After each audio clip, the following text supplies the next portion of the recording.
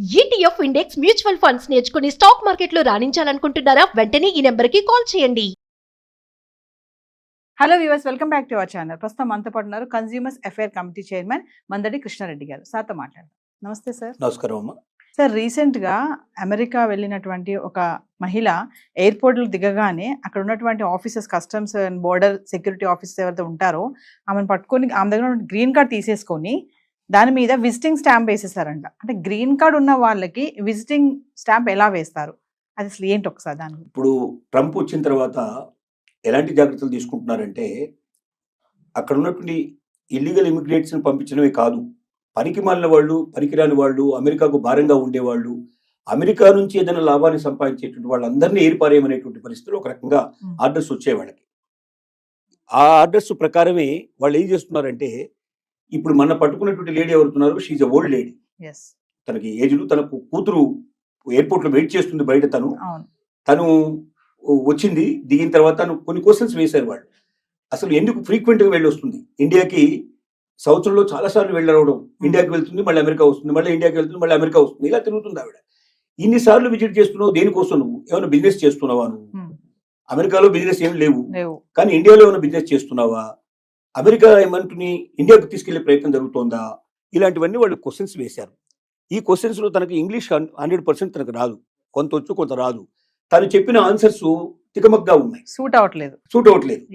రెండోది ఏంటంటే, తనకు సంబంధించినటువంటి వాట్సాప్లు కానీ లేకపోతే మిగతా కానీ వాళ్ళు కొంత వెరిఫికేషన్ చేస్తే అమెరికాలో ఏదో కొంత బిజినెస్ జరుగుతున్నట్టుగా అనిపించింది. అంటే ఇండియాలో జరుగుతున్నట్టుగా అనిపించింది.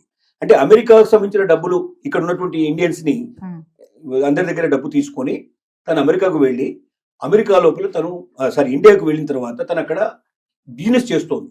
అంటే ఆ బిజినెస్ ఏదో అమెరికాలో చేస్తే దానివల్ల ట్యాక్సెస్ వస్తే అది అమెరికన్స్కి ఎంతో మేలు జరుగుతుంది. అమెరికాలో ఉన్న డబ్బుని ఇండియాకి తీసుకెళ్ళడం వల్ల ఇండియన్స్ బెనిఫిట్ అవుతారు తప్ప అమెరికన్ బెనిఫిట్ అయ్యే అవకాశాలు లేవు. కాబట్టి వాళ్ళు ఎంతసేపు ఏం చూస్తున్నారంటే, అమెరికాకు బెనిఫిట్ ఎట్లా తీసుకురావాలి, అమెరికాను అగ్రరాజ్యంగా నిలబెట్టాలి, అమెరికా ప్రపంచాన్ని డామినేట్ చేసి తీసుకురావాలి. ఇప్పుడే ట్రంప్ చెప్పే విధానం ఇదే.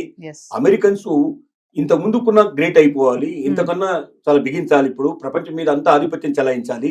అలా చెలాయించాలంటే డాలర్ విపరీతమైన రేట్ రావాలి, ఇక్కడ ఉన్న వాళ్ళందరికీ ఉద్యోగాలు రావాలి, ఇక్కడ ఉన్న వాళ్ళందరూ సంపన్నులు అయిపోవాలి. అమెరికాకు ఇతర దేశాలకు మధ్యలో తేడా చాలా విపరీతంగా ఉండాలి, అంటే ఎప్పటికీ అందుకోలేని పరిస్థితి తీసుకురావాలి. అలాంటి పరిస్థితికి నేను తీసుకొస్తానని చెప్పి ప్రామిస్ చేశాడు ట్రంప్. అందుకే ఓట్లు వేశారు. ఓట్లు వేసిన తర్వాత ఏం చేశాడు, ఇల్లీగల్ ఇమిగ్రెంట్స్ ని సంఖ్యలు వేసి మరీ తీసుకొచ్చి ఆ దేశాల్లో మొదలుపెట్టాడు. సంఖ్యలు వేయడం అంటే మరి తెలుసు కదా, మరి అట్లాంటి ఆర్థిక నేరస్తుల్లో మిగతా వాళ్ళని చేసినట్టుగా తీసుకొచ్చేస్తున్నారు. ఇండియాకు తీసుకొచ్చిన వాళ్ళని కూడా సంఖ్యలు వేసి పట్టుకొచ్చారు. ఇప్పటిదాకా వచ్చినట్టు విమానాలనే అంటాకే వచ్చాయి. సరే, మోడీ వెళ్ళి మనం రిక్వెస్ట్ చేసి మేము మా వాళ్ళని మేము తీసుకొచ్చుకుంటాం, మీరు తీసుకురావాల్సిన అవసరం లేదు, మీరు ఎవరెవరు ఉన్నారు ఇల్లీగల్స్ మీరు గుర్తించండి, వాళ్ళు మాకు అప్పచెప్పండి, మేము తీసుకొచ్చుకుంటాం అని చెప్పాడు. బహుశా అది ఆచరణలోకి రావచ్చు. ఈ లేడీ విషయంలో ఏం జరిగిందంటే, ఒకటి తను సరిగ్గా ఆన్సర్స్ చెప్పకపోవడం వల్ల, తికమక అవడం వల్ల, టాలీ కాకపోవడం వల్ల ఒకటైంది. రెండోది వాళ్ళకి అర్థమైంది ఏంటంటే, ఈవిడ ఇండియాలో వ్యాపారాలు చేస్తోంది, అందుకే ఫ్రీక్వెంట్ గా అమెరికాకు వస్తుంది, అమెరికాలో ఉన్న డబ్బుని ఏదో రకంగా ఇండియాకు వెళ్ళేట్టు చేసి ఇండియాలో దాని ద్వారా వ్యాపారాలు చేసి ఇండియాకు లబ్ధి చేస్తుంది తప్ప అమెరికాకు లాస్ చేస్తుంది, అమెరికాకు దీనివల్ల ఏ రకమైన ఉపయోగం లేదు, పైపెచ్చు నష్టం వస్తున్నట్టుగా వాళ్ళకి అనుమానాలు వచ్చాయి. అనుమానాల వల్ల ఏం చేశారంటే, ఈవిడికి పర్మనెంట్ వీసాని, గ్రీన్ కార్డుని క్యాన్సిల్ చేసేసి నీకు టెంపరరీ వీసా, టూరిస్ట్ వీసా నీకు మంజూరు చేస్తున్నావు అన్నట్టుగా పాస్పోర్ట్ వాళ్ళు స్టాంపింగ్ చేసి ఇచ్చారు. అంటే ఇంకా భవిష్యత్తులో ఇది చేయడానికి వీళ్ళని పరిస్థితులు కల్పించారు. అంటే దీని అర్థం ఏమిటంటే, ఇది ఈవిడకు ఒక్కదానికే కాదు, ప్రపంచంలో అందరికీ దీని ద్వారా ఒక సందేశం పంపించారు. ఎవడైనా వేస్ట్ ఫెలోస్ ఉంటే అమెరికా లోపల వాళ్ళు కూడా మూటామూలే సర్దుకొని మీరు వెళ్ళిపోండి. రెండోది, ఇక్కడ ఉన్నటువంటి సంపదను తీసుకెళ్లి మీ దేశాల లోపల మీరు వ్యాపారాలు చేసుకోవడానికో లేదా అక్కడ మీరు వేరుకో లబ్ధి చేకూర్చే ప్రయత్నం మీరు చేసే వాళ్ళు ఉన్నారో వాళ్ళందరూ జాగ్రత్త పడండి. ఇక నుంచి భవిష్యత్తులో ఇది నడవు, ఇది ఫస్ట్ కేసు కాదు, అంటే ఇది కేసు ఒకటే కేసు కాదు, ఇంకా భవిష్యత్తులో 100 కేసులు 1000 కేసులు జరిగే అవకాశాలు ఉన్నాయి అని అందరికీ హెచ్చరిక పంపించడానికి దీన్ని ఒక ఉదాహరణగా చేశారు. ఇప్పుడు దీనివల్ల మిగతా వాళ్ళందరూ సర్దుకునే పరిస్థితి స్టార్ట్ అయింది, అలర్ట్ గా అవుతారు. అది ఇంకోటి, భాష సరిగ్గా రానటువంటి వాళ్ళు ఖచ్చితంగా ఇంకొకరు భాష వచ్చిన వాళ్ళ వెంటనే ఇద్దరు కలిసి రావాలి తప్ప ఒక్కరే ఒంటరిగా ప్రయాణం చేయడం వల్ల కూడా డేంజర్ అయ్యే పరిస్థితి ఉంది. రేపొద్దున అసలు ఏమీ లేని వాళ్ళు కూడా, ఏదో వాళ్ళ పిల్లల్ని చూడడానికి వెళ్ళిన వాళ్ళు కూడా సరిగ్గా ఆన్సర్ చెప్పకపోతే గతంలో వీళ్ళకి సాయంగా వాళ్ళే ఇచ్చేవాళ్ళు. ఎవరన్నా భాష తెలిసిన వాళ్ళని, లాంగ్వేజ్ ఎవరైతే చేస్తారో దుబాసీలు అంటారో వీళ్ళని పెట్టి వీళ్ళకి సాయం చేసేవాళ్ళు. ఇక నుంచి సాయం చేయరు వీళ్ళు, ఎందుకంటే వీలైనంత వరకు అమెరికాకు వచ్చే వాళ్ళని తగ్గించాలనుకుంటున్నారు, పెంచాలనుకోవటం లేదు. టూరిస్ట్ వీసా కింద వచ్చిపోతే వాళ్ళకి అభ్యంతరం లేదు. వచ్చి ఓ నెల 2 నెలలు మ్యాక్సిమం 6 months టైం ఇస్తాం. 6 months లో మీరు అమెరికా అంతా తిరగండి, డబ్బంతా ఖర్చు పెట్టండి, మాకు బాగా వచ్చేది చేయండి, మాకు ట్యాక్సీలు వచ్చేది చేయండి, మా వాళ్ళకి ఇక్కడ అమ్మకాలు జరిగేటట్టు చేయండి, మావి కొనుక్కుపోండి. కానీ మీరు ఉన్నవి మా దగ్గర అమ్మడానికో లేకపోతే మా డబ్బును దోచుకుపోవడానికో మా ట్యాక్సెస్ని తగ్గించడానికో మేము ఇక్కడ సిద్ధంగా లేవు. కాబట్టి ప్రపంచ ప్రజలారా జాగ్రత్త పడండి. అమెరికా ఇక ఇలాంటివన్నీ సహించదు, ఇల్లీగల్ ఇమిగ్రేట్స్ రానివ్వదు, పనికిరాని వేస్ట్ ఫెలోస్ కూడా వద్దు, పర్మనెంట్ వీసాలు కూడా మేము రద్దు చేస్తాం, గ్రీన్ కార్డులు కూడా రద్దు చేస్తాం. ఇక నుంచి ప్రతి ఒక్కరూ జాగ్రత్త పడండి అని ఒక పెద్ద హెచ్చరికకి ఆవిడ ఒక ఉదాహరణగా తీసుకోవడం జరిగింది. అంటే ఇక్కడ మేము ఎక్కువ సంపాదించలేకపోతున్నాము, అక్కడికి వెళ్ళి బాగా సంపాదించాలి అనుకునే ఆలోచన ఇంకా వద్దు అని అంటారా సార్? ఖచ్చితంగా నేను ఒకటే మాట చెప్పగలుగుతున్నాను. భారతదేశం ఇవాళ ఒకప్పుడు భారతదేశం కాదు. ఇవాళ అవకాశాలు కోకొల్లలుగా ఉన్నాయి. ఇక్కడ వ్యాపారం చేయదలుచుకున్న ఏ రంగంలోకి వెళ్ళండి, నిజంగా ప్రతిభావంతులైన వాళ్ళు ఆ రంగంలో అందరికన్నా ఎక్కువ సంపాదించే అవకాశాలు ఉన్నాయా లేదనేది మనల్ని మనం ఖచ్చితంగా ఒకసారి మనం ఆలోచించుకుంటే ఏ రంగమైనా తీసుకోండి. మీరు ఏ రంగంలో అయినా మీరు ప్రతి రంగంలో కూడా మీ దగ్గర నిజంగా ప్రతిభ ఉంటే ఒక్క ఆలోచన మొత్తం జీవితాన్ని మార్చేస్తుంది, ప్రపంచాన్ని మార్చేస్తుంది. అలాంటి ఆలోచనలు మీ దగ్గర ఉంటే ఇక్కడ కూడా మీరు రాణించే అవకాశం కావాల్సినంత ఉంది. వ్యాపారం చేసేందుకు మీరు మీ దగ్గర ఉన్న ఐడియాని పెట్టుబడి పెట్టగలిగితే దాన్ని పెట్టుబడిని తీసుకోవడానికి సిద్ధపడేవాళ్ళు, దానికి తగినట్టుగా కొన్ని 100 రెట్లు పెట్టుబడి పెట్టి దాన్ని ప్రపంచానికి అంతా అందించడానికి సిద్ధపడేవాళ్ళు ఇక్కడ కావాల్సిన మంది ఉన్నారు. భారతదేశంలో ధనవంతుల కొరత లేదు నిజం చెప్పాలంటే, కానీ ధనం కొద్ది మంది చేతుల్లో ఉంది.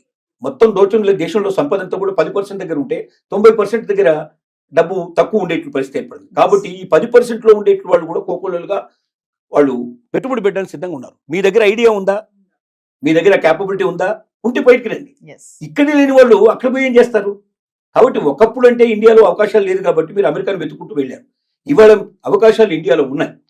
లేదని ఎవరంటే నాకు జాబ్ దొరకట్లేదు, నాకు పని దొరకట్లేదు అంటే వాళ్ళంత సోమరిపోతు ఇంకోటి లేనట్టు మాట.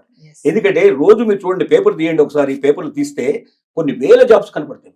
కానీ మన వాళ్ళు వెతికేది ఏమిటంటే వైట్ కలర్ జాబ్ కావాలి, కష్టపడకుండా సంపాదించాలి, నేను ఎప్పుడు ఏసీలో కూర్చోవాలి, కార్లలో తిరగాలి, ఇలాంటి కోరికలు ఉండేవాడు కష్టం. ఏ జాబ్ అయినా సరే నేను చేస్తానని సిద్ధపడితే జాబ్ దొరకపోవడం కాదు, కావాల్సినంత సంపాదించుకునే అవకాశం ఉంది. ఒక జాబ్ కాదు, పొద్దున్నే మళ్ళీ పార్ట్ టైం కూడా చేసుకునే పాసిబిలిటీస్ ఉన్నాయి. కాబట్టి నేను ఒకటే చెప్పగలుగుతున్నా ఏంటంటే, అలాంటి అమెరికాకు వెళ్ళి అక్కడ బందీలుగా మనం పట్టుబడి సంఖ్యలు వేయించుకొని ఈ దేశానికి వచ్చి ఆ అవమానాలు భరించేదానికన్నా మీ దగ్గర శక్తి ఉంటే, క్యాపబిలిటీ ఉంటే ఈ ఐడియాని ఎలాగ బయటకు తీసుకురావాలి, ఎలాగా ఇవాళ సోషల్ మీడియా కావాల్సినంత తీసుకుంది. మీకు మీ దగ్గర ఒక మంచి ఐడియా ఉంటే మీరు సోషల్ మీడియాకి ఇవ్వండి, ఆటోమేటిక్గా ఎవరు చేరాలో వాడు చేరుతుంది. మిమ్మల్ని వెంటనే వాడే పిలుస్తాడు, వెతుక్కుంటూ వస్తాడు మిమ్మల్ని. కాబట్టి ప్రతిభావంతులారా, మీ ప్రతిభని వేరే దేశాలకు అమ్మడానికి ప్రయత్నం చేయకండి. మన దేశంలోనే మీరు తీసుకొని మీరు రాణించండి, మీరు దాని ద్వారా మన దేశానికి సేవ చేయండి అని చెప్పి మరొకసారి విజ్ఞప్తి చేయాల్సి వస్తుంది. అంటే సార్ ఒక విషయం ఫైనల్ గా చెప్పండి సార్, గ్రీన్ కార్డ్ హోల్డర్స్ ఎవరైతే ఉన్నారో వాళ్ళందరూ కూడా జాగ్రత్తగా ఉండాలి, లేదంటే వాళ్ళ వీసా కూడా రద్దు అయిపోయే ఛాన్సెస్ ఉంది, గ్రీన్ కార్డ్ కూడా పోవచ్చు. ఎంత క్లియర్ గా చెప్పాడంటే, గ్రీన్ కార్డు ఉన్న వాళ్ళ పిల్లలు కూడా అమెరికన్స్ కాదని చెప్పేశాడు. ఇంకా దాని అర్థం ఏంటి? గ్రీన్ కార్డ్ అనేది ఒక పత్రం మాత్రమే, ఒక పేపర్ మాత్రమే. అంటే నువ్వు అక్కడ జాబ్ చేస్తున్నావు, నీకు ఒకవేళ ఆ జాబ్ ఆల్రెడీ నీకు పద్ధతి ప్రకారం వచ్చి ఉంటే ఆ జాబ్ చేసుకోవడం నీకు పనికి వస్తుంది. కానీ నువ్వు పర్మనెంట్ రెసిడెన్సీ రాకుండా, పర్మనెంట్ రెసిడెంట్ అనేది మళ్ళీ వేరే, పర్మనెంట్ రెసిడెన్సీ నీకు రాకుండా, నువ్వు రెసిడెంట్ కాకుండా అక్కడ నీకు అమెరికా లోపల అమెరికా పౌరసత్వం నీకు లేదు. అమెరికా పౌరసత్వం అంటే గ్రీన్ కార్డు యొక్క వాల్యూ ఎంత? తాత్కాలికమైంది తప్ప ఏం లేదు. అంటే L1 వీసా లాంటిది ఒక రకంగా చెప్పాలంటే గ్రీన్ కార్డు కూడా. L1 వీసా 3 ఏళ్ళు పనిచేస్తే గ్రీన్ కార్డు ఒక 5 ఏళ్ళు పనిచేస్తుంది, 10 ఏళ్ళు పనిచేస్తుంది, లేదా వాడికి ఎప్పుడు కోపం వస్తే అప్పుడు పంపించేస్తాడు. కాబట్టి గ్రీన్ కార్డు ఉన్నంత మాత్రంలో నేను అమెరికన్ని, ఇంకా నాకు ఏ రకమైనటువంటి ఆపద లేదు, నేను లైఫ్ లాంగ్ ఇక్కడే ఉంటానని ఎవరన్నా కళ్ళు కంటే ఆ కళలు కళ్ళని చెప్పి నిరూపించడానికే మన ఆ లేడీ ఉదంతం అనేది ఒక రకంగా చెప్పుకోవచ్చు. థ్యాంక్ యూ అండి, నమస్కారం.